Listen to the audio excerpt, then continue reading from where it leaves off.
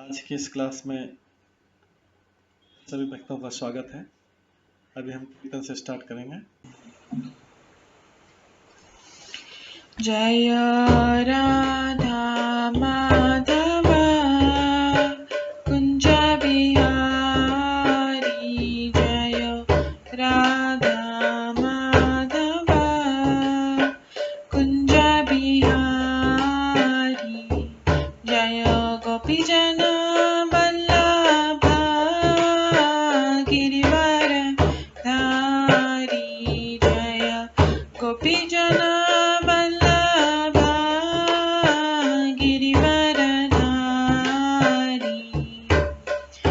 यशोदानन्दन व्रज जनरञ्जन, यशोदानन्दन व्रज जनरञ्जन, यमुनातीरवनचारि, यमुनातीरवनचारि,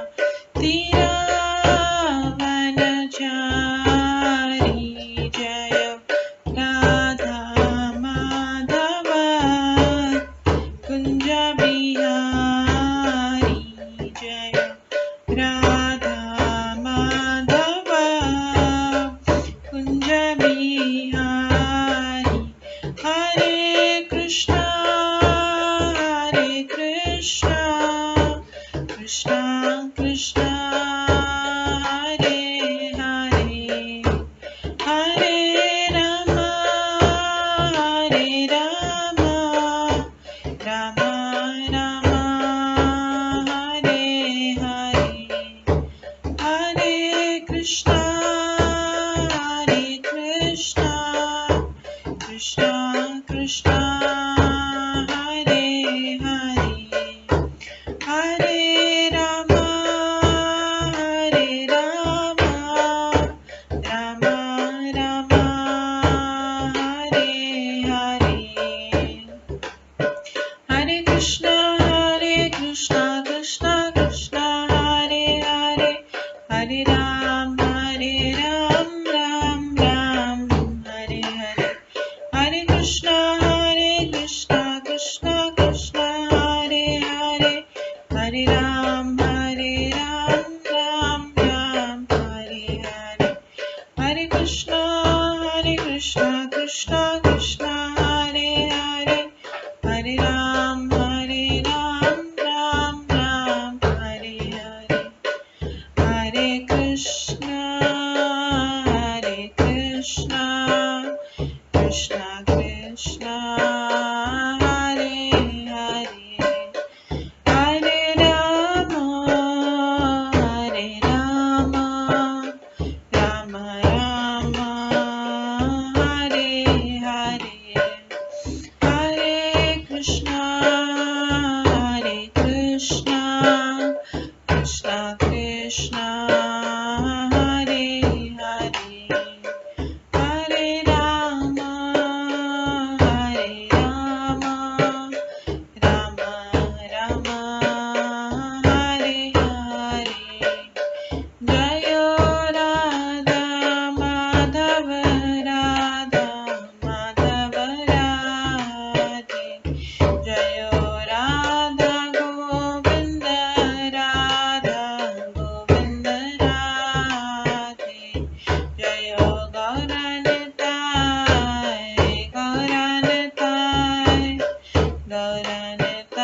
जय गौरनिताय, जय जय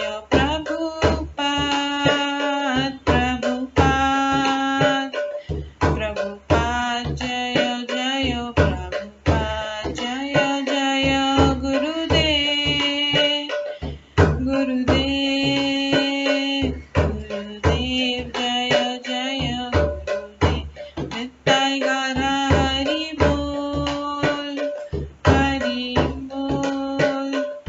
हरि बोल निताय गौर हरि बोल। गौर प्रेमानंदे हरि हरि बोल। हरे कृष्णा। आज की इस क्लास में सभी भक्तों का स्वागत है।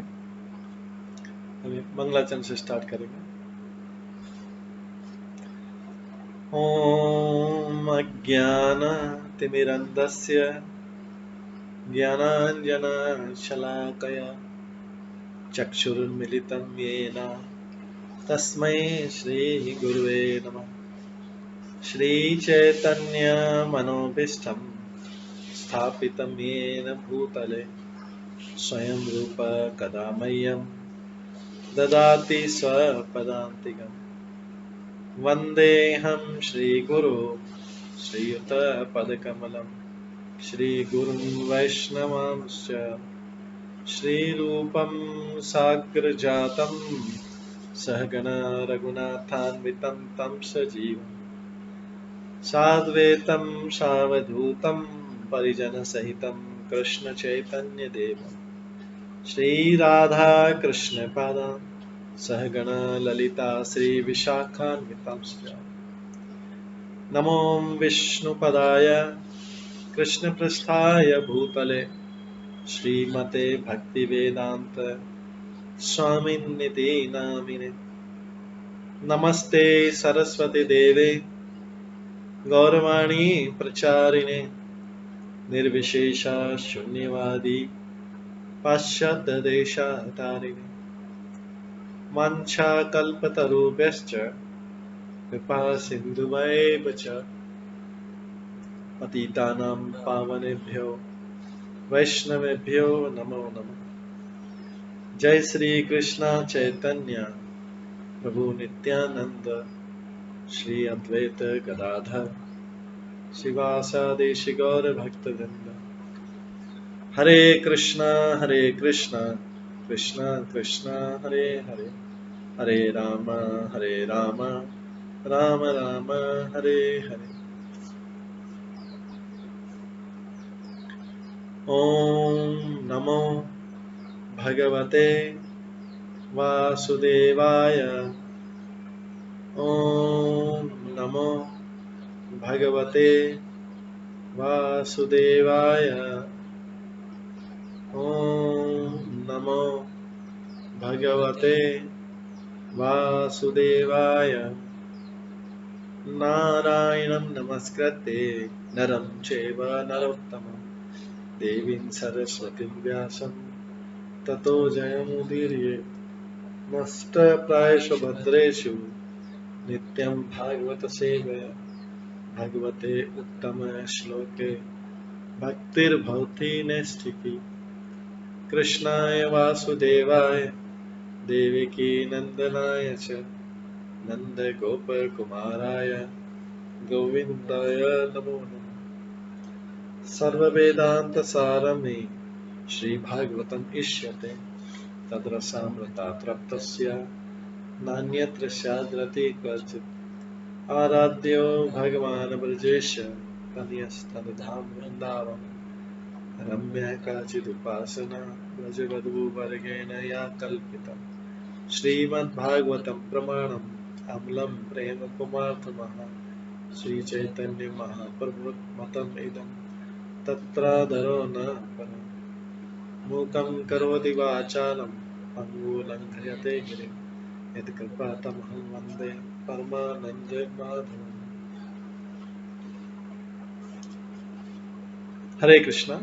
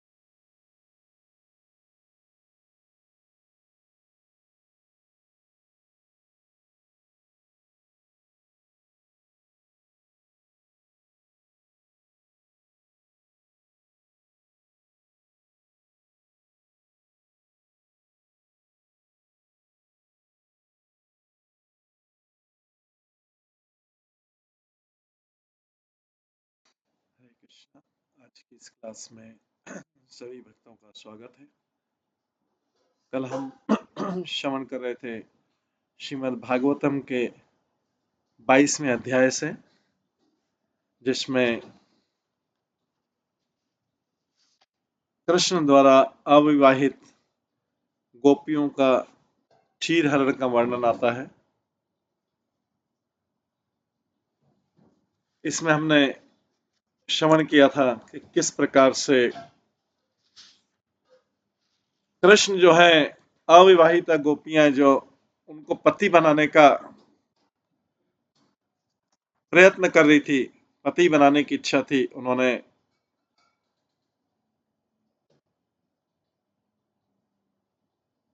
कृष्ण ने उनको पति बनाने के लिए उनका क्षीर हरण किया अपनी पत्नी बनाने के लिए, और बाद में उन्हीं को रास लीला में सम्मिलित किया था। इस प्रकार से कृष्ण ने उनसे पूरा समर्पण, कृष्ण ने जरा अविवाहित गोपियों का जो क्षीर हरण किया गया, वो कृष्ण अगर उनको पत्नी बनना था तो उनको कृष्ण जो है पूरा समर्पण मांग रहे थे, इसलिए उन्होंने उनका क्षीर हरण किया था। और भगवान के द्वारा आदेश दिए जाकर अपनी मनोवांछा पूरी करके वे बालाएं उनके चरण कमलों का ध्यान करते बड़ी मुश्किल से ब्रजग्राम वापस आई थी, क्योंकि भगवान है कहते हैं बालाओं जाओ ब्रज लौट जाओ, तुम्हारी इच्छा पूरी, क्योंकि तुम आने वाली रातों में मेरे साथ बिता सकोगी। हे शुद्ध हृदय वाली गोपियां, देवी कात्यायनी की पूजा करने के पीछे तुम्हारे व्रत का यही तो उद्देश्य था। जो लोग अपना मन मुझ पर टिका लेते हैं, भगवान बोल रहे हैं यहाँ गोपियों को, ये अविवाहित गोपियां बालिकाएं थी,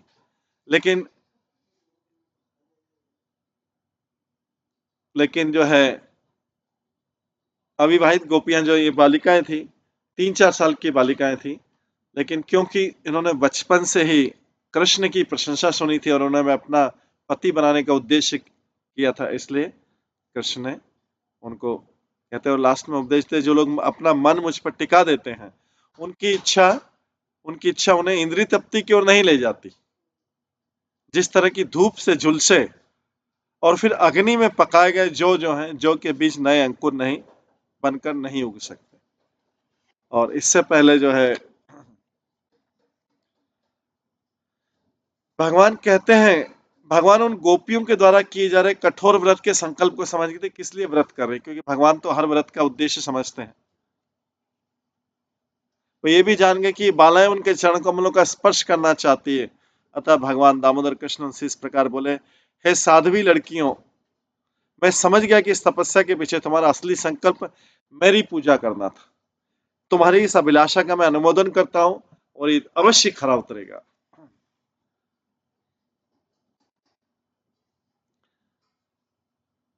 गोपियां अपने प्रिय कृष्ण से मिलने के लिए आतुर थी, इसलिए वे उनके द्वारा मोह ली गई थी। इस तरह अपने वस्त्र पहन लेने के बाद वो वे हिली नहीं और ले जाती उनकी नजर कृष्ण पे टिकी रही, जहां तक टिकी रही। और कृष्ण ने इस प्रकार उनको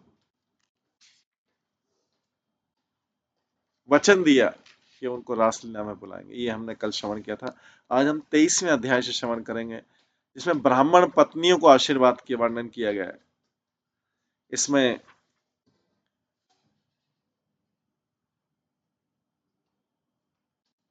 सुखदेव स्वामी बता रहे, श्री गोप उचु, हमने पिछला अध्याय खत्म किया था, उसमें था कि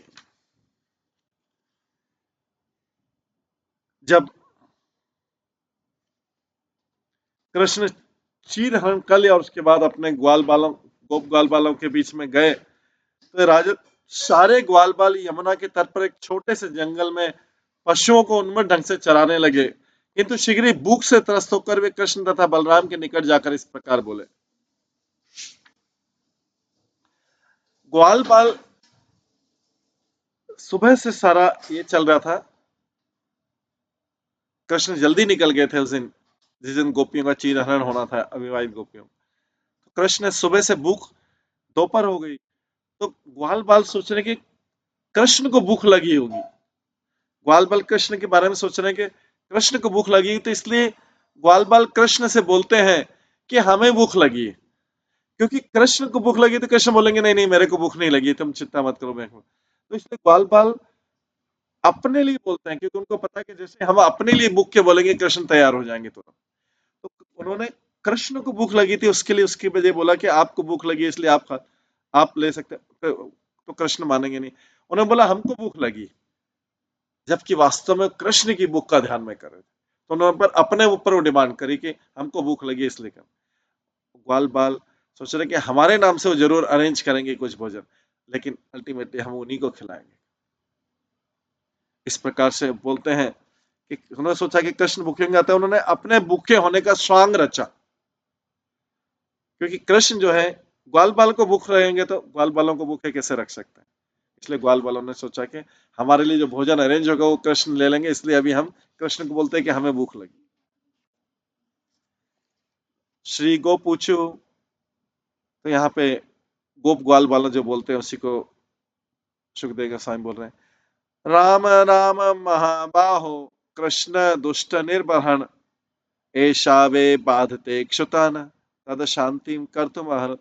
ग्वाल बालों ने कहा, हे महाभाव राम, हे दुष्ट दलन कृष्ण, दुष्टों का दलन मतलब दुष्टों का दलन मतलब होता है दुष्टों को सप्रेस अप्रेस करने वाले, दलन उसको दबा, दुष्टों को मार देते हैं।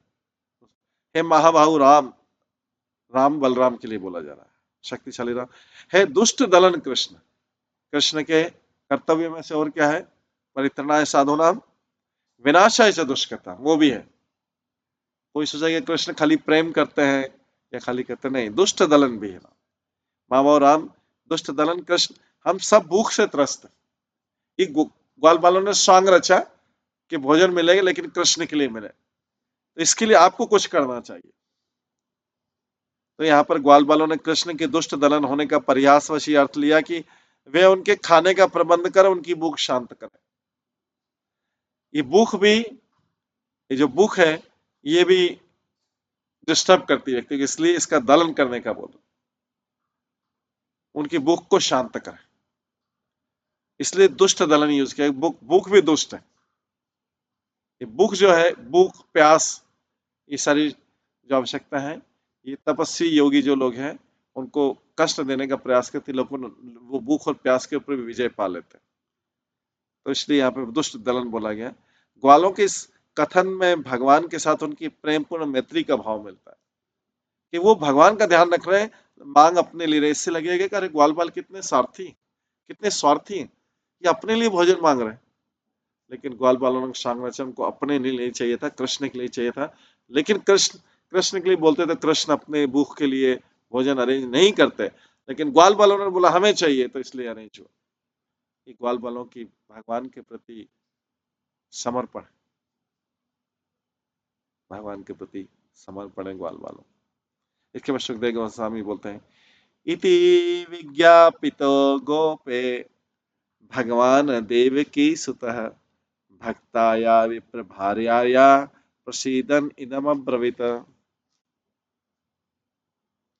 ग्वाल बालों द्वारा इस प्रकार प्रार्थना किए जाने पर देवकी पुत्र भगवान ने अपने भक्तों को, जो कि ब्राह्मण पत्नियां थी, प्रसन्न करने की इच्छा से इस प्रकार उत्तर दिया।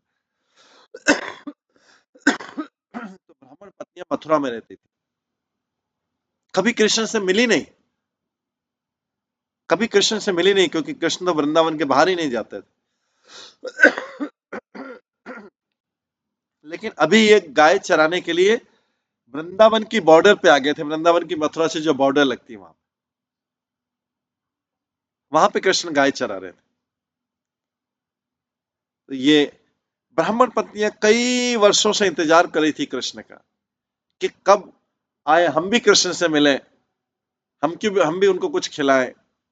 एक वर्षों से, कई वर्षों से प्रतीक्षा कर रही थी। तो अभी समय आया कि कृष्ण वृंदावन की बॉर्डर के आसपास गाय चरा रहे थे, बहुत दूर चरा रहे थे उस दिन। तो चीर घाट के उधर आ गए थे, जहाँ पे उन्होंने वस्त्रों का हरण किया था, और उधर से मथुरा की बॉर्डर पास में थी, जहाँ पे ब्राह्मण और उनकी पत्नियां जो थी। तो अभी ब्राह्मण पत्नी इंतजार कर रही थी, तो कृष्ण को याद आया कि उनको भी मुझे, उन ब्राह्मण पत्नियों को भी मुझे आशीर्वाद देना है, उनको दर्शन देना है। तो यहाँ पे भगवान कहते हैं, ग्वाल बालों ने जब प्रार्थना की तो देवकी पुत्र भगवान ने अपने कुछ भक्तों को, जो कि ब्राह्मण पत्नियां थी, प्रसन्न करने की इच्छा से इस प्रकार उत्तर दिया। भगवान क्या बोलते हैं ग्वाल बालों से? कृष्ण, प्रयात देव यजनम ब्राह्मणा ब्रह्मवादिना सत्रम आंगिरस्नाम ही आसते स्वर्ग कामय। भगवान कृष्ण ने कहा, तुम लोग यज्ञशाला में जाओ, जहां वैदिक आदेशों में निपुण ब्राह्मणों का एक समूह स्वर्ग जाने की इच्छा से इस समय आंगिरस कर रहा है। तुम वहां जाओ, पहले ब्राह्मणों के पास जाओ, भूख लगी ना, पहले जाओ ब्राह्मणों के पास जाओ, मैं जो बोलता हूँ करो। तत्र गत्वा ओदनम गोपा याचत अस्मत् विसर्जिता कीर्तयंत भागवत आर्यस्य मम च अभिमान। हे ग्वाल वालों, तुम वहां जाकर उन ब्राह्मणों से कुछ भोजन मांग लो और उनको बोलना कि मेरे बड़े भाई बलराम का तथा मेरा भी नाम बता देना और बताना कि हम लोगों ने भेजा है। कृष्ण ने ये उनके पास ग्वाल वालों को भेजा, ऐसा संदेश लेके। तो तात्पर्य, भगवान कृष्ण ने अपने मित्रों को प्रोत्साहित किया कि वे बिना किसी चिंता के उनसे मांगे, क्योंकि वहां पे कृष्ण को पता था ब्राह्मण पत्नियां तो मेरा इंतजार कर रही कि वो मेरे लिए खाना बना, वो मेरे को खाना दे देंगी तुरंत। तो पहले लेकिन तुम ब्राह्मणों के पास जाओ और बिना किसी चिंता के दान के लिए अनुरोध करो। तो इस प्रकार से भगवान जो है अपने भक्तों के बीच स्वयं खाना मांगने आते, बिना किसी चिंता दान के लिए। उनको कहीं में बालक ये अनुभव नहीं करें कि उन्हें ऐसे सम्मानीय ब्राह्मणों के पास स्वयं जाने का अधिकार नहीं है। इतने बड़े बड़े ब्राह्मण हैं, ये छोटे छोटे ग्वाल बाल जाके बोलेंगे हमें हमें खाना चाहिए, वो क्यों देंगे? उन्होंने बोला कि हमको बलराम और कृष्ण ने भेजा है, ऐसा बोल देना है, जो भगवान के पवित्र नाम। इति आदिष्ट भगवता गत्वा अयाचन्त ते तथा कृत अंजलि पुटा विप्रान दंडवत पतिता भुवि। भगवान से ये आदेश पाकर ग्वाल बालों ने वहां जाकर निवेदन किया। भगवान से आदेश पाकर ग्वाल बालों ने वहां जाकर निवेदन किया। ये वे ब्राह्मणों के समक्ष विनय पूर्वक हाथ जोड़कर खड़े रहे और फिर भूमि पर लेट कर उन्होंने नमस्कार किया। हे भूमि देवा सुनत, हे भूमि देवा सुनत कृष्ण से आदेश कारिण प्राप्तान जानित भद्रम ओ गोपान न रामचौदितान।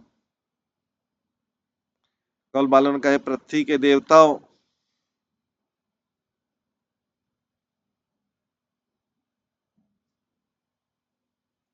हे पृथ्वी के देवताओं, हमारी बातें सुनो।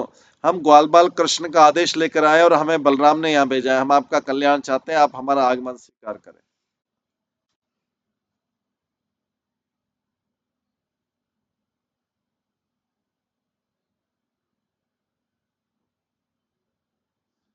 भूमि में देवा शब्द ब्राह्मणों का दिया होता है, क्योंकि इन्हें भगवान की इच्छा का प्रतिनिधित्व माना जाता है।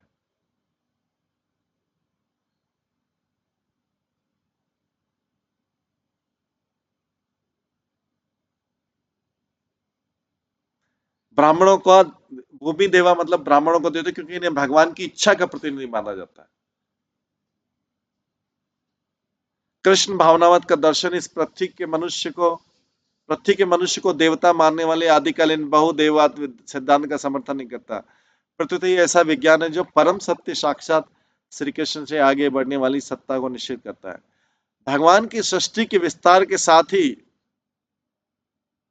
ईश्वर की सत्ता और शक्ति का विस्तार होता है, और इस पृथ्वी पर उनकी इच्छा तथा सत्ता का प्रतिनिधित्व शुद्ध तथा प्रबुद्ध व्यक्ति द्वारा किया जाता है, जिन्हें ब्राह्मण कहते हैं। ब्राह्मण होता है शुद्ध व्यक्ति और प्रबुद्ध व्यक्ति, बुद्धिमान व्यक्ति, आध्यात्मिक रूप से बुद्धिमान व्यक्ति। इस वृत्तांत से स्पष्ट हो जाता है कि ग्वाल बाल जिन कर्मकांडी ब्राह्मणों के पास गए थे, वे ठीक से प्रबुद्ध नहीं थे और वे कृष्ण तथा बलराम के पद को या उनके अंतरंग संगियों के पद को नहीं समझते थे। जब कृष्ण बलराम बोला भी से वो समझ ही नहीं पाए कृष्ण बलराम भगवान है, वो कर्मकांडी ब्राह्मण थे।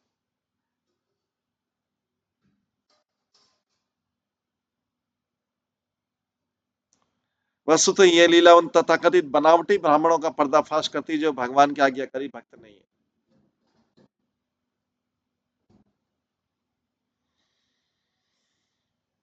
व्याचारयन्तो विदुरे ओदनम रामच्युतो वलशतबुभिक्षितो तयो द्विजाओदनमार्थिनो यदि श्रद्धा च वयच्छत धर्मवीतमा। भगवान राम तथा भगवान अच्युत मतलब कृष्ण यहाँ से निकट ही अपनी गाय चरा रहे थे, मतलब वृंदावन में थे लेकिन मथुरा के पास में थे। वे भूखे हैं, उन्होंने बोला उनसे जाके वे भूखे हैं और चाहते हैं कि आप उन्हें अपने पास से कुछ भोजन दे दो। अतः ये ब्राह्मणों है धर्म के ज्ञाताओं में से यदि आपकी श्रद्धा है तो उनको कुछ भोजन दे दो। तो भगवान स्वयं मांग रहे हैं भोजन, भगवान स्वयं मांग रहे हैं। कई बार ऐसी मूर्खता हो जाती, भगवान स्वयं भोजन मांग रहे हैं। इन ब्राह्मणों को पता ही नहीं लगा, कर्म कांड में इतने डूबे थे। तो आगे देखते हैं कि ब्राह्मणों ने मना ही कर दिया इनको। तो ग्वाल वालों को ब्राह्मणों की उदारता के बारे में संदेह था, सुन नहीं रहे थे। उन्हें बुभुक्षित शब्द का प्रयोग है जिसका अर्थ है कि कृष्ण तथा बलराम दोनों भूखे, ये बोला उन्होंने। इन बालकों को आशा थी कि ब्राह्मण उस वैदिश आदेश को जानते होंगे कि अन्न से क्षुदितम पात्रम, ये ब्राह्मण उस वैदिक आदेश अन्न से क्षुदितम पात्रम, जो कोई भूखा है वही भोजन का दान पाने का पात्र। ब्राह्मणों में, क्योंकि ब्राह्मण कोई व्यवसाय तो करते नहीं, तो ब्राह्मणों में अन्न से क्षुदितम पात्रम, जो कोई भूखा है केवल वही भोजन पाने का पात्र है। किंतु यदि इन ब्राह्मणों ने कृष्ण तथा बलराम की सत्ता को नहीं माना तो उनकी द्विज पराधि का उपाय यह केवल 2 जनों से उत्पन्न होगा, न कि 2 बार जन्म लिया है।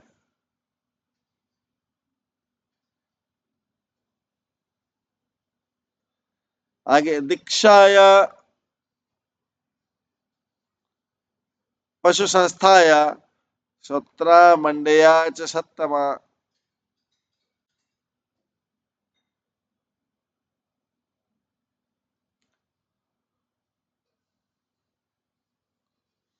अन्यत्र दीक्षित स्यापि नानन्न मंश न अन्नम अश्नन ही दुष्यति।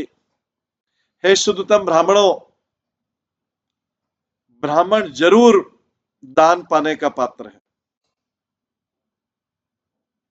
तो हे शुद्धतम ब्राह्मणों, लेकिन यहाँ पे ब्राह्मणों से कृष्ण प्रसाद मांग रहे हैं, क्योंकि कृष्ण जो है ब्राह्मणों के मुख से खाते हैं।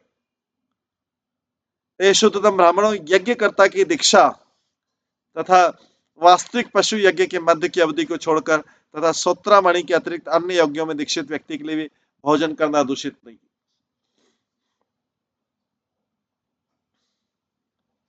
यज्ञकर्ता की दीक्षा तथा वास्तविक पशु यज्ञ के मध्य की अवधि को छोड़कर तथा सोत्रामणि के अतिरिक्त अन्य यज्ञों में दीक्षित व्यक्ति के लिए भी भोजन करना दूषित नहीं। तात्पर्य ग्वाल वालों ने इसका पूर्व अनुमान रखा था कि हो सकता है कि ब्राह्मणों ने भोजन नहीं दे, क्योंकि स्वयं भी उन्हें भोजन नहीं किया होगा ब्राह्मणों ने भी। और जिस पुरोहित को यज्ञ करने के लिए दीक्षा दी जाती है उससे भोजन नहीं करना चाहिए। जिस पुरोहित को यज्ञ करने के लिए बैठता है, दीक्षा दी जाती है, उसे भोजन नहीं करना चाहिए। इसलिए बालकों ने उन ब्राह्मणों से कर्मकांडी यज्ञ की विविध औपचारिकता का उल्लेख किया। ये ग्वाल बाल वैदिक संस्कृति की औपचारिकताओं से अनजान नहीं थे, क्योंकि उनकी असली मंशा भगवान कृष्ण की सेवा करनी ही थी।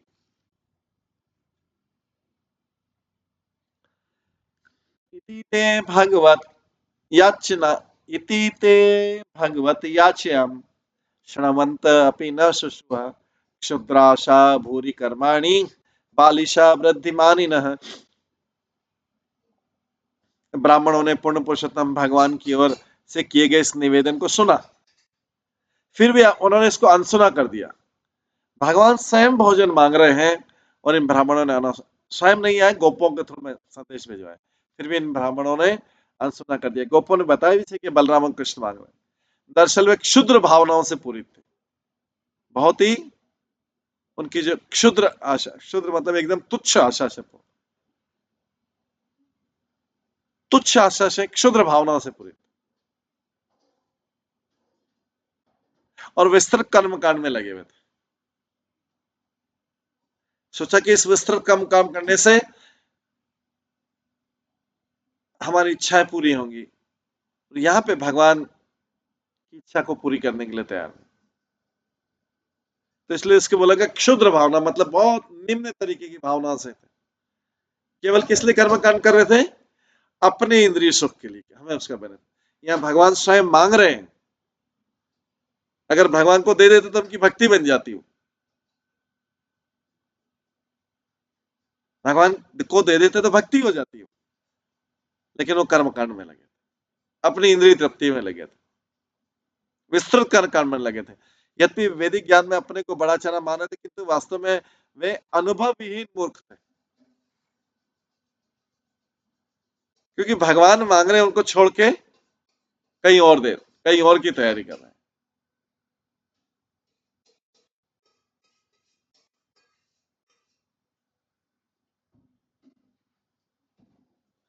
तात्पर्य ये बचकाने ब्राह्मण क्षुद्र दशाओं से, जैसे भौतिक स्वर्ग प्राप्त करने की आशा से पूर्ण थे, अपने लिए स्वर्ग के सुख के लिए, अपने लिए।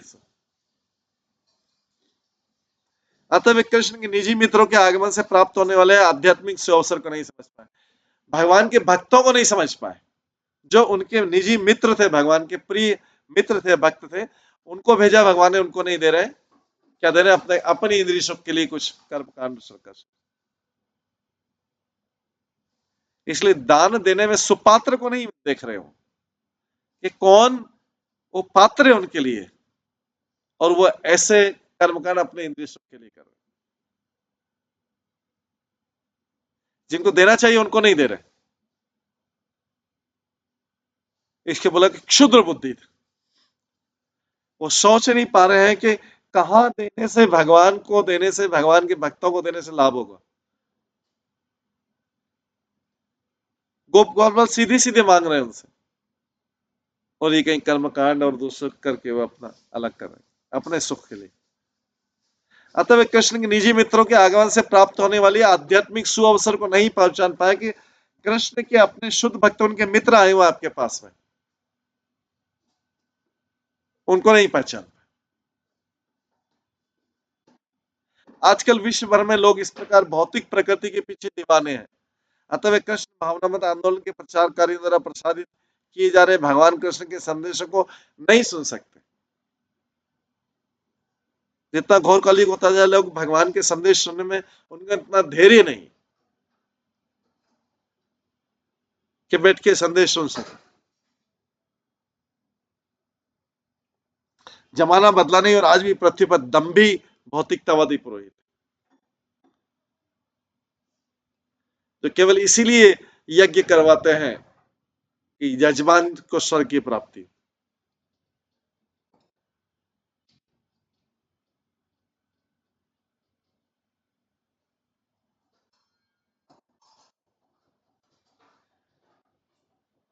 तात्पर्य बचकाने ब्राह्मण क्षुद्र दशाओं में भौतिक स्वर्ग प्राप्त करने की आशा में पूर्ण थे, अतः ये समझ नहीं पा रहे थे।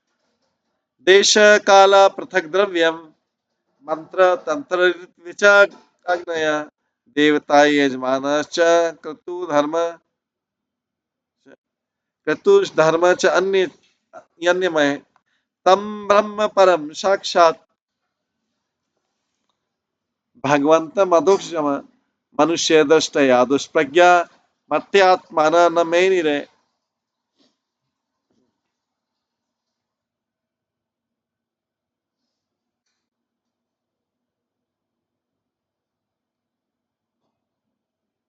यद्यपि यज्ञ करने की सारी सामग्री, जैसे स्थान, समय, विशेष सामग्री, मंत्र, अनुष्ठान, पुरोहित, अग्नि देवता, यजमान, हवि तथा अभी तक के देखे गए लाभकारी परिणाम, ये सब भगवान के ऐश्वर्य के विविध पक्ष हैं।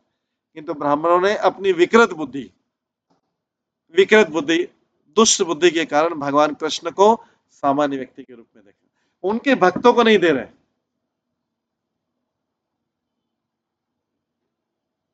वे इन्हें समझ पाए कि परब्रह्म ये ब्राह्मण लोग समझ नहीं पाए कि ये परब्रह्म है, साक्षात भगवान है, जिन्हें भौतिक इंद्रिया सामान्य रूप से अनुभव नहीं कर पाती, अतः मर्त्य शरीर से अपनी झूठी पहचान करने से मोहित इन सबों ने भगवान के प्रति उचित सम्मान का प्रदर्शित नहीं किया।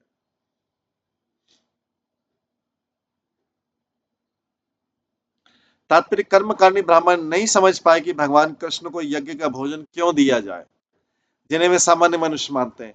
जिस प्रकार गुलाबी रंग का चश्मा लगाने से सारा संसार गुलाबी दिखाई पड़ता है, उसी तरह बद्ध जीव अपनी सांसारिक दृष्टि से ईश्वर को भी संसारी रूप में देखता है और इस तरह भगवत धाम वापस जाने का अवसर अपने हाथ से निकाल देता है। ऐसा व्यक्ति भगवत धाम जाने का अवसर खो देता है,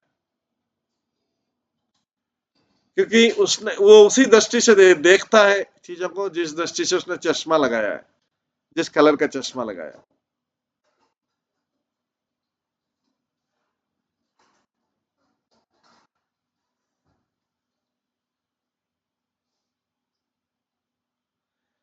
न ते यत् ओम इति प्रोचुन्नेति च परन्तप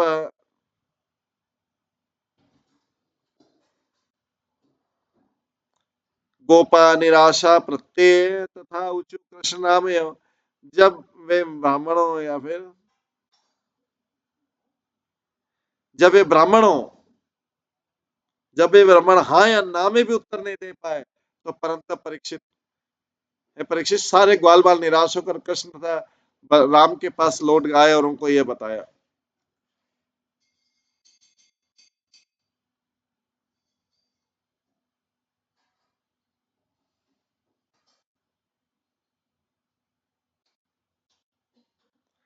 तत् उपातन्य भगवान प्रहस्य जगदीश्वर व्याजहार पुनः गोपान दर्शयत लौकिकम गतिम। जो कुछ हुआ जब भगवान को आके बताया तो उस ब्रह्मांड के स्वामी भगवान हंसने लगे। इन मूर्ख ब्राह्मणों को पता नहीं किसको दान दे इन मूर्ख ब्राह्मणों को पता नहीं किसको दान देना चाहिए। भगवान स्वयं मांग रहे। बलि महाराज ने ये चीज समझ ली थी। बलि महाराज ने सारी चीज ये सब चीज समझ ली थी। उनके गुरु ने मना किया कि ये विष्णु है स्वयं, तो उन्होंने बोला विष्णु को दान देना तो सर्वश्रेष्ठ है।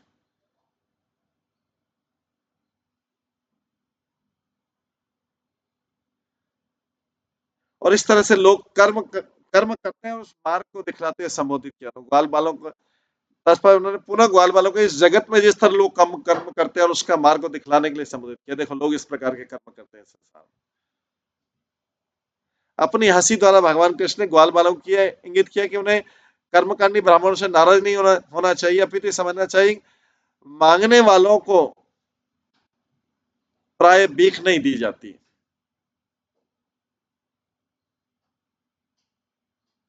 मांगने वालों को प्राय भीख नहीं दी जाती।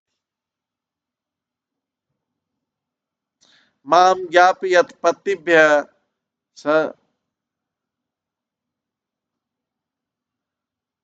ससंकर्षणामागमतम माम ज्ञापयत पत्नीभ्य ससंकर्षम आगतम दास्यन्ति काममन्नम दास्यन्ति कामम दास्यन्ति काममन्नम वसनिग्धा मई उषिता धिया। भगवान कृष्ण का अब जाके तुम उनकी पत्नियों के पास जाओ, ब्राह्मण पत्नी के पास जाना, उनसे बोलना कि संकर्षण और मैं बलराम में यहाँ पे आए हुए हैं, वे तुम्हें अवश्य भोजन चाहेंगी उतना दे देंगी, क्योंकि मेरे प्रति अत्यंत स्नेहमयी है। वे अपनी बुद्धि से मुझ में ही निवास करती।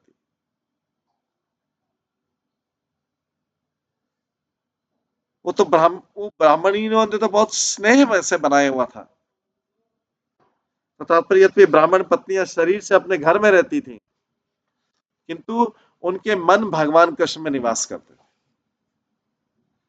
क्योंकि वो उनसे उत्कट स्नेह रखती थी। तो घर में रहती हुई भी वो भगवान से उत्कट स्नेह करती थी कृष्ण। और कृष्ण के बारे में सारी वार्तालाप सुन रखी, क्योंकि हम उनका मन कृष्ण की तरफ आकर्षित। जैसे हम किसी व्यक्ति की तरफ आकर्षित हो तो उसके बारे में कोई सुनाना चाहता है, बहुत रुचि से सुनते हैं। जिसके प्रति हम आकर्षित हो, जिसके प्रति हम आकर्षित हैं, उसके बारे में क्या सुनना। लेकिन जिससे हम आकर्षित होते हैं उसके पूरे बारे में पूरा ध्यान से सुनते हैं। तो इसलिए उन्होंने सुना। विश्वनाथ चक्रवर्ती ठाकुर बताते हैं कि भगवान कृष्ण ने ग्वाल बाल ब्राह्मण पत्नी को यह बताने के लिए नहीं कहा कि उन्हें भूख लगी थी, क्योंकि वे जानते कि इन भक्त स्त्रियों को उससे भारी क्लेश पहुंचेगा। क्या हमारे भगवान को भूख लगी? हमारे भगवान भूख से उन्होंने बोला कि ये मत बताना कि हम भूखे हैं। भाई ब्राह्मण को तो बताया भूखे हैं, ब्राह्मण पत्नी को मत भूखा, क्योंकि मेरे से इतना स्नेह करती है, इतना स्नेह करती है। कृष्ण के प्रति स्नेहवशी ग्वाल बालों को इच्छित भोजन, स्नेहवशी भोजन दे देंगे।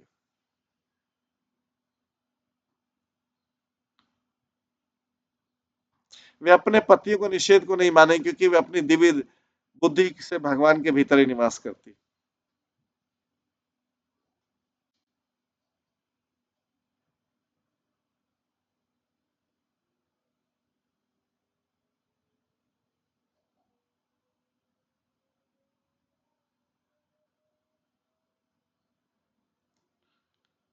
तब ग्वाल बाल गत्वा पत्नी शालयाम दृष्टा सिनासु अलंकता नत्वा द्विज सती गोपा प्रशीता इदम अब्रुवन।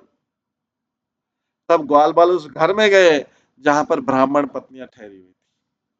वहां उन बालकों ने उन सती स्त्रियों को सुंदर आभूषणों से अलंकृत होकर बैठा, सब चेस्ट विमेन थी ये। बालकों ने ब्राह्मण पत्नी को नमस्कार करते हुए विनीत भाव से उन्हें संबोधित किया।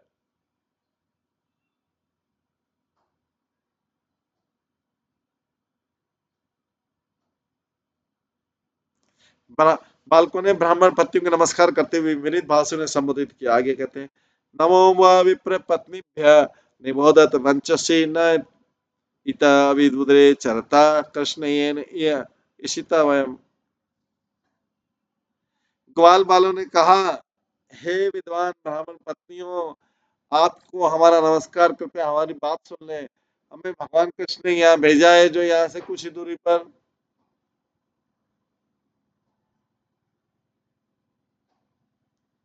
हमारी बात सुने, हमें भगवान कृष्ण ने यहाँ भेजा है, जो यहाँ से कुछ ही दूरी पर होकर जा रहे हैं। गाचार्यन स गोपाले स राम दूरम आगतः बुभुक्षितस्य तस्य अन्नम स अनुगस्य प्रदीपिताम। जो ग्वाल बाल तथा बलराम के साथ गौवे चराते दूर निकल आए हमारे कृष्ण ने, अब वे भूखे हैं, अतः आप उन्हें तथा उनके साथियों के लिए कुछ भोजन दे दें।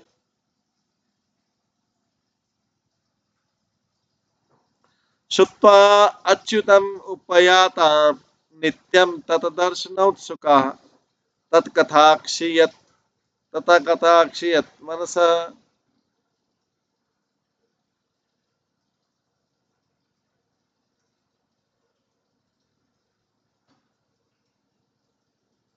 ब्राह्मण पत्नियां कृष्ण का दर्शन करने के लिए सदैव उत्सुक रहती थी, क्योंकि उनके मन भगवान की कथाओं से मुग्ध हो चुके थे।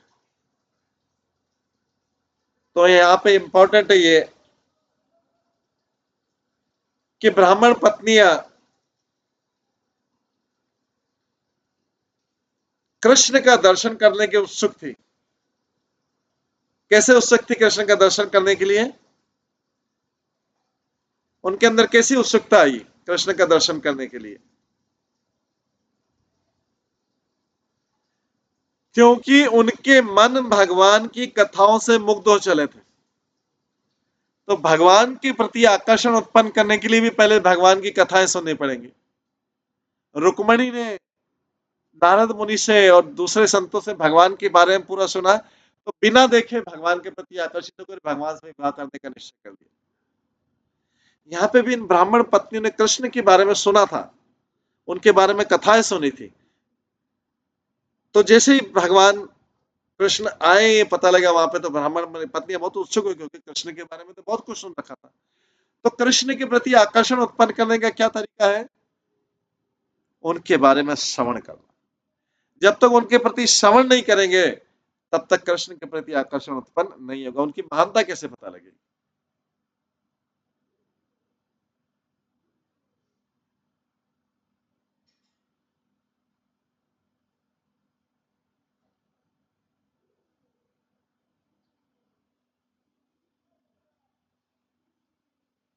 ब्राह्मण पत्नियां कृष्ण का दर्शन करने के लिए सदा उत्सुक रहती थी, क्योंकि उनके मन भगवान की कथाओं से मुग्ध हो चले थे।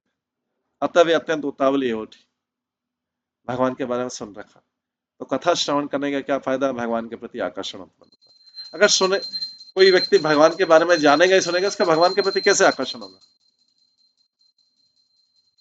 कोई एक दूसरे के मैं ध्यान के द्वारा आकर्षित करूं, या भगवान के रूप को बार बार देख के आकर्षित करूं? रूप को देखने का आकर्षित, पहले तो उसके भगवान के बारे में सुना तो हो। सुना नहीं होगा तो रूप को तो हम सिंपल एक पत्थर की मूर्ति या मेटेलिक मूर्ति समझेंगे। अतः जो ही उन्होंने सुना कि कृष्ण आए, वो अत्यंत उतावली उठी, क्योंकि उन्होंने पहले कृष्ण की कथाओं के बारे में श्रवण कर रखा था। आगे बोलते, चतुर्विधम बहुगुणम अन्नम आदाय भाजने अपि शस्त्रु प्रियम सर्वा समुद्रम इव निम्नगा। बड़े बड़े पात्रों में उत्तम स्वाद तथा सुगंध से पूर्ण चारों प्रकार का भोजन लेकर सारी स्त्रियां अपने प्रियतम से मिलने उसी तरह आगे बढ़ाई, जिस तरह नदियां समुद्र की ओर बहती हैं। नदियों का पति कौन है? समुद्र है। इसी तरीके से इन ब्राह्मण पत्नियों का प्रीतम कौन है? कृष्ण है।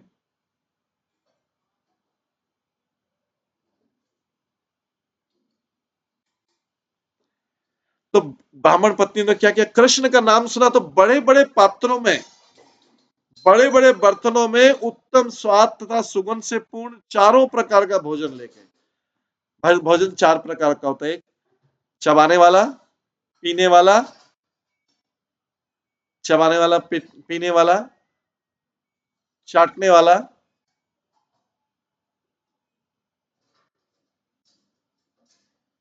और एक और प्रकार का है। तो ये जो चार प्रकार के भोजन है,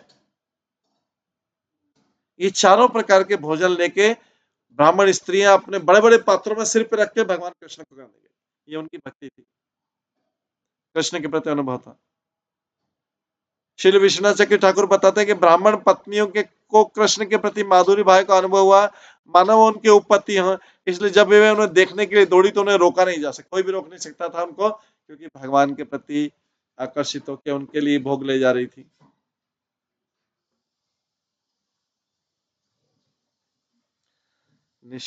निषिध्यमाना पति भी भ्रातृ भी बंधु भी सुते भगवती उत्तम श्लोके दीर्घ श्रुत धृताशया यमुना उपमने अशोक नवपल्लम मंडिते चिरंतरम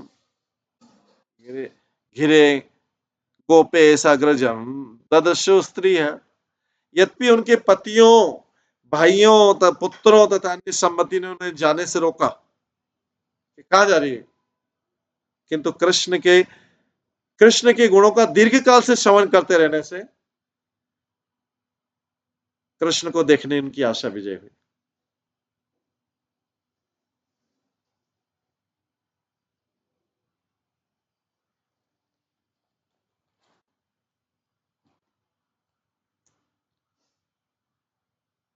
क्योंकि उन्होंने कृष्ण के दिव्य गुणों का दीर्घकाल से श्रवण किया था, बहुत लंबे समय तक उन्होंने श्रवण किया था, इसलिए उनको कृष्ण को देखने की आशा, उत्कंठा बहुत ज्यादा थी। उन्होंने यमुना के किनारे अशोक वृक्षों की कोपलों से सुशोभित एक बगीचे में ग्वाल बालों तथा अपने बड़े बड़े भाई बलराम के साथ विचरण करते हुए कृष्ण को देख लिया।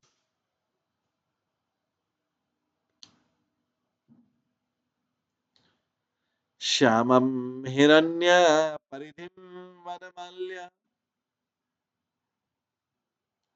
बरह धातु प्रवाल नटवेशम।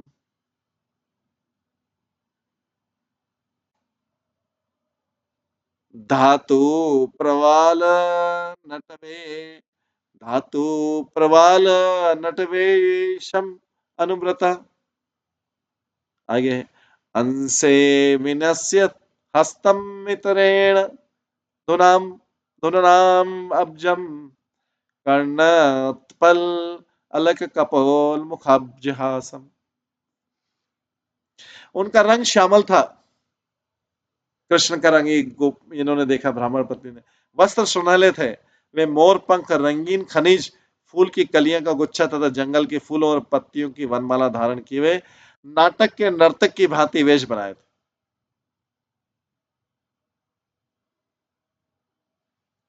वे अपना एक हाथ अपने मित्र के कंधे पर रखे हुए थे, भगवान इस स्टाइल में खड़े थे, और दूसरे से कमल का फूल घुमा रहे थे।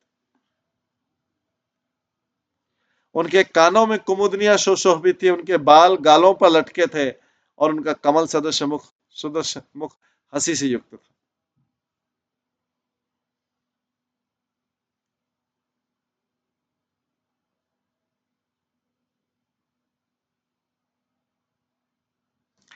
प्रायश्रुत प्रियतम उदय कर्णपुरे यस्मिन् निमग्न मनस तमत् अक्षिरन्ध्रे अन्तः प्रवेश्य सुचिरं पारिभ्य तापं राज्ञं यथा अभितमतयः विजयो नरेन्द्र।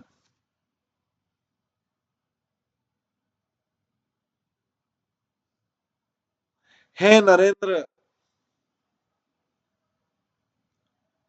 परीक्षित महाराज को बोल रहे हैं सुखदेव गोस्वामी, नरेंद्र, उन ब्राह्मण पत्नी ने दीर्घ काल से अपने प्रिय कृष्ण के विषय में सुन रखा था और उनका यश उनके कानों का स्थायी आभूषण बन चुका था। उनका मन सदैव उन्हीं में लीन रहता था। किसमें? कृष्ण। इन ब्राह्मण पत्नियों का मन सदा किसमें लीन रहता था? कृष्ण में। अब उन्होंने अपने नेत्रों के छिद्रों से होकर उन्हें अपने हृदय में प्रवेश किया। भगवान को देखा तो उसको नेत्रों से पी लिया और हृदय में बिठा लिया और फिर दीर्घ काल तक अपने हृदय के भीतर उनका आलिंगन करते रहे। किसका? कृष्ण का, क्योंकि उन्होंने उनको अपने हृदय में बिठा लिया। इस तरह अंततः उन अपनी वियोग पीड़ा उसी प्रकार जाती रहे जिस प्रकार के मुनिगण अपने अंतगण का आलिंगन करने से मिथ्या अहंकार की चिंता त्याग देते हैं।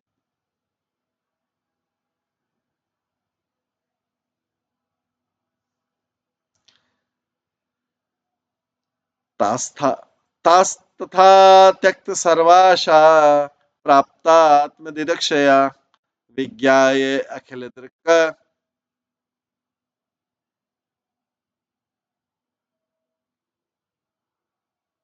विज्ञाय अखिल दृक् दृष्टा प्राह प्रसित आननः।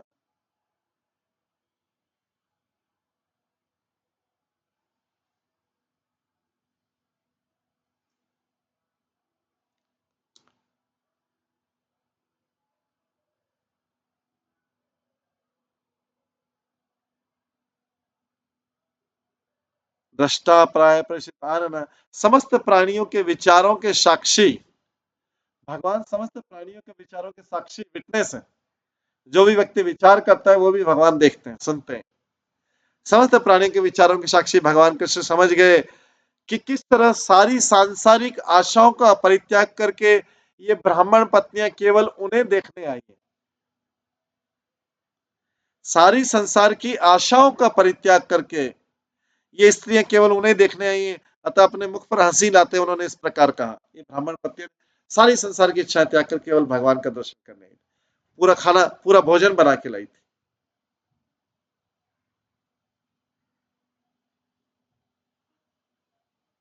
और अपने सिर पर टोकरे रख के लाई थी। भगवान के प्रति इतनी श्रद्धा थी इनकी। सुआगतम महाभागा अस्यात्म करवाम की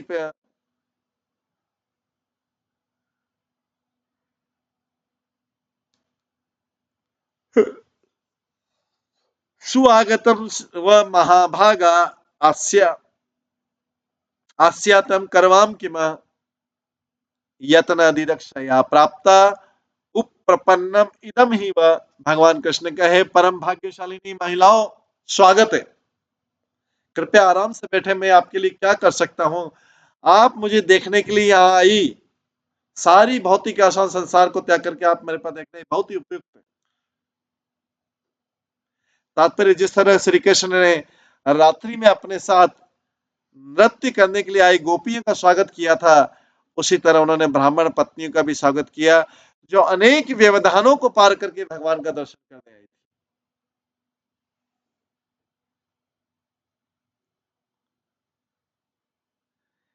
जिससे भगवान के प्रति उनका शुद्ध प्रेम सिद्ध होता है।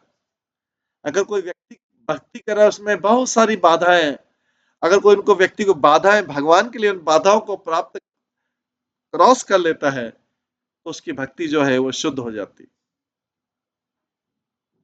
प्रहलाद महाराज ने इतनी सारी बाधाओं को क्रॉस करके, जो उनके स्वयं पिता ने दी थी बाधाएं, उसको क्रॉस करके भगवान नरसिंह को प्राप्त कर लिया था। उनकी भक्ति शुद्ध हो गई थी।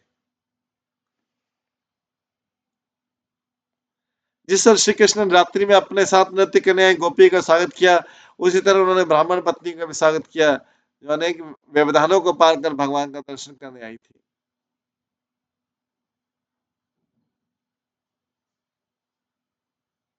जिससे भगवान के प्रति उनका प्रेम शुद्ध सिद्ध होता है कि सारी बाधाओं को क्रॉस करके भी वो भगवान के पास आई, उनका कृष्ण प्रेम इससे जाहिर।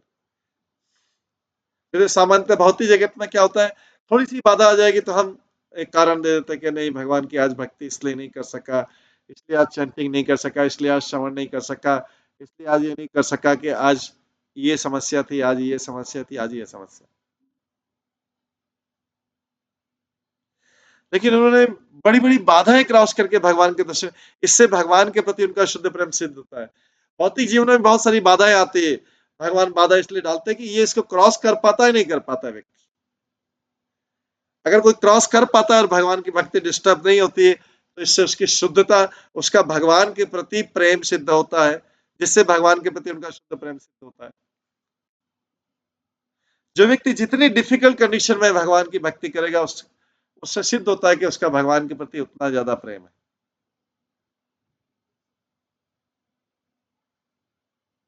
जिससे भगवान के प्रति उनका शुद्ध प्रेम से, तो ये ब्राह्मण पत्नियों ने कितनी सारी बाधाएं क्रॉस की और भगवान के लिए भोग लाई। उपपन्नम शब्द सूचित करता है कि यद्यपि महिलाओं ने अपने पतियों के आदेश को ठुकरा दिया, किंतु आचरण तनिक भी अनुपयुक्त नहीं था, क्योंकि उनके पतियों ने भगवान कृष्ण के प्रति उनकी प्रेमा भक्ति को बाधित करने का स्पष्ट रूप से प्रयास किया। ननु अद्धा मयि कुर्वन्ति कुशला स्वार्थ दर्शिनः अहेतु की अव्यवहिताम भक्तिम आत्म प्रिय यथा। निश्चय ही कुशल लोग, निश्चय ही कुशल लोग मतलब बुद्धिमान लोग, जो अपने असली लाभ को देख सकते हैं, भगवान स्वयं बोल रहे हैं, निश्चय कुशल लोग मतलब बुद्धिमान लोग, जो अपने असली लाभ को देख सकते हैं। असली लाभ क्या है? भगवान के प्रति भक्ति। निश्चय कुशल लोग जो अपने असली लाभ को देख सकते हैं, वे मेरी अहेतु की तथा अविच्छिन्न भक्ति करते हैं, क्योंकि मैं आत्मा को सर्वाधिक प्रिय हूं। तो भगवान उन ब्राह्मण पत्नियों की प्रशंसा कर रहे हैं कि उन्होंने कितनी बाधाएं क्रॉस की। तो निश्चय कुशल लोग, बुद्धिमान लोग, जो अपने असली लाभ को देख सकते हैं। असली लाभ क्या है? भगवान से प्रेम करना। जो अपने असली लाभ को देख सकते हैं, वे मेरी अहेतु की अविच्छिन्न भक्ति करते हैं, क्योंकि मैं आत्मा को सर्वाधिक प्रिय हूं। तो तात्पर्य में भगवान ने ब्राह्मण पत्नियों को बतलाया कि वे ही नहीं अपितु अपना असली हित समझने वाले सारे लोग भगवान की प्रेमा भक्ति का आश्रय लेते हैं। ये बहुत इंपॉर्टेंट चीज है, बहुत इंपॉर्टेंट चीज कि भगवान ने ब्राह्मण पत्नियों को बतलाया कि केवल वे ही नहीं अपितु अपना असली हित समझने वाले सारे लोग भगवान की प्रेमा भक्ति का आश्रय लेते हैं। जो भी अपना असली हित करना चाहता है, शरीर का हित नहीं, आत्मा का हित। तो एक व्यक्ति स्वार्थी होता है, शरीर के लिए होता है, और एक स्वार्थ होता है आत्मा के लिए। आत्मा के लिए स्वार्थ वास्तविक स्वार्थ है। तो जो अपना असली हित समझने वाले सारे लोग भगवान की प्रेमा भक्ति का आश्रय लेते हैं। भगवान कृष्ण आत्मप्रिय है, अर्थात हर एक के प्रेम के असली लक्ष्य। तथा यद्यपि हर व्यक्ति की अपनी रुचि तथा अपनी स्वतंत्रता होती है, किंतु अंततोगत्ता प्रत्येक जीव भगवान का आध्यात्मिक है। चाहे किसी की कितनी भी स्वतंत्रता हो, लेकिन अंततोगत्ता प्रत्येक जीव भगवान का आध्यात्मिक, भगवान का ही तो अंश है। भगवान से तो स्वतंत्र नहीं है ना, भगवान का ही तो अंश है। इस तरह हर एक का आदि प्रेम आकर्षण वैधानिक रूप से भगवान कृष्ण के निमित्त। ये शब्द बहुत इंपॉर्टेंट है। हर एक का आदि प्रेम जो है, आकर्षण वैधानिक रूप से, अगर लीगली देखा जाए तो हर एक का प्रेम केवल भगवान के लिए, वैधानिक शब्द यूज किया गया है। इस तरह हर एक का आदि प्रेम, जो उसके अंदर जो प्रेम है, प्रेम और आकर्षण है, वो वैधानिक रूप से भगवान श्री कृष्ण के लिए निमित्त है। तो इसका मतलब जगत से जो आसक्ति अवैधानिक मानी गई, क्योंकि अंतत्वगत प्रत्येक जीव भगवान का ही अंग है, उन्हीं का अंश है। तो सेवा किसकी होनी चाहिए? उन्हीं की होनी चाहिए। तो हर एक का आदि प्रेम, जो उसके अंदर प्रेम है और उसके अंदर जो आकर्षण है, वैधानिक रूप से भगवान श्री कृष्ण के लिए निमित्त, क्लियरली डिक्लेयर हो रहा है। भगवान की प्रेमा भक्ति अहेतु की तथा अव्यवहिता, अर्थात मनोधर्म, सकाम इच्छा अथवा समय परिस्थिति की किसी प्रकार से बाधा से रहित रहनी चाहिए। भगवान की भक्ति में कोई बाधा नहीं आनी चाहिए। व्यक्ति को सारी बाधाओं को क्रॉस करना पड़ेगा। जैसे किसी का एग्जाम होता है या किसी का बहुत कठिन जब पढ़ाई करता है, तो देखते हैं कि कितनी बाधाओं को क्रॉस करके वो पढ़ाई करता है, अपनी एग्जाम देता है, या कॉम्पिटिटिव एग्जाम या नौकरी पाने के लिए कितना प्रयत्न करता है, सारी बाधाओं को क्रॉस करता है। सारी बाधाओं को क्रॉस करते है व्यक्ति नौकरी पाने के लिए, पढ़ाई करने के लिए, हायर मार्क्स लाने के लिए, कितनी सारी बाधाओं को क्रॉस करता है। लेकिन जब आध्यात्मिक जीवन में ऐसी बाधाएं आती तो सोचता है, अरे ये तो बाधा है, अभी भक्ति छोड़। ये भगवान स्वयं बोल रहे हैं। आगे बोलते हैं, प्राण बुद्धि मनस्वात्म दार अपत्ति धनादय यत संपर्कात प्रियासन ततः कनु अपरा प्रिय। आत्मा के संपर्क से ही जीव का प्राण, बुद्धि, मन, मित्रगण, शरीर, पत्नी, संतान, संपत्ति उसे प्रिय लगने लगते। अतः अपने आप से बढ़कर कौन सी वस्तु अधिक प्रिय हो सकती है? तात्पर्य श्लोक का यत संपर्क शब्द आत्मा तथा अंततः परमात्मा के संपर्क का द्योतक। परमात्मा ही प्रत्येक जीव का मूल है। कृष्ण भावनावत उत्पन्न करने से मनुष्य स्वतः स्वरूप सिद्ध हो जाता है, और इस तरह उसकी प्राण शक्ति, बुद्धि, मन, स्वजन, शरीर, परिवार तथा संपत्ति, ये सभी कृष्ण भावनावत के प्रभाव से वृद्धि को प्राप्त होते हैं। इसलिए ऐसा इसलिए होता है कि कृष्ण भावनावत आत्मा का परमात्मा से, अर्थात शुद्ध चेतना का परम चेतना कृष्ण से सर्वोत्कृष्ट संगम है। इस प्रकार से भगवान स्वयं प्रयत्न करे। आते इसके आगे बोलते हैं, तत्या देव यजनम पतय व द्विजातय स्वसत्रम पारियश्यन्ति युष्माभि ग्रह मेदिन। अतः तुम लोग गृहस्थ यज्ञ स्थल को लौट जाओ, क्योंकि तुम्हारे पति जो कि विद्वान ब्राह्मण हैं, ग्रस्त हैं, उन्हें अपने यज्ञ संपन्न करने के लिए तुम्हारे सहयोग की आवश्यकता, इसलिए तुम अभी चले जाओ। ये भगवान कृष्ण इस प्रकार से विदा किया। इसके बाद उनकी पत्नियां भगवान कृष्ण से क्या बोलती हैं, ये जो वार्तालाप है हम कल की क्लास में श्रवण करेंगे। आज की क्लास में यहीं पे विराम देते हैं। सभी भक्तों का बहुत बहुत धन्यवाद। सब भक्तों के लिए एक बार हरे कृष्ण महामंत्र का जप करते हैं। हरे कृष्णा कृष्णा कृष्णा हरे हरे, हरे राम राम राम हरे। श्रीमद् भागवतम महापुराण की जय। श्री प्रभुपाद की जय। सभी भक्तगणों की जय। हरे कृष्ण।